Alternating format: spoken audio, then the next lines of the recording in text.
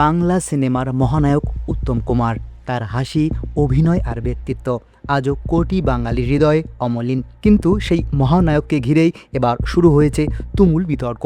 কলকাতার কেওড়াতলায় উন্মোচিত একটি মূর্তি দেখে ক্ষোভে ফুটছেন ভক্তরা। প্রশ্ন একটাই, এ কি সত্যি উত্তম কুমার?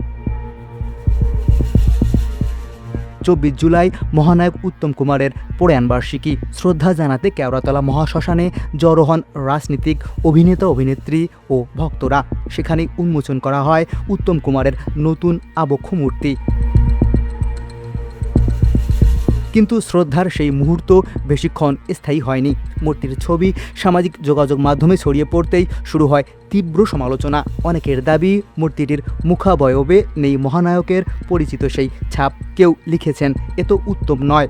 আবার কেউ কটাক্ষ করে বলছেন, ইনি উত্তম কুমার হলে আমি চার্লি চ্যাপলিন।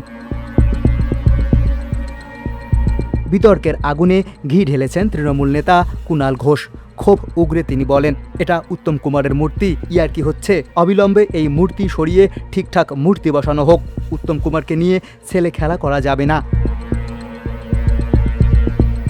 কুণাল ঘোষের প্রশ্ন, এই মূর্তি যদি অন্য কেউ উদ্বোধন করত তাহলে কি এত নীরবতা থাকতো? তার দাবি, মহানায়কের স্মৃতির সঙ্গে কোনো ধরনের আপোষ মেনে নেওয়া যায় না।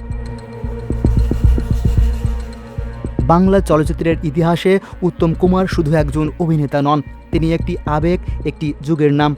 তাই তার স্মরণে নির্মিত মূর্তি নিয়ে যখন প্রশ্ন উঠছে, তখন স্বাভাবিকভাবেই ক্ষুব্ধ হয়ে উঠছেন অনুরাগীরা।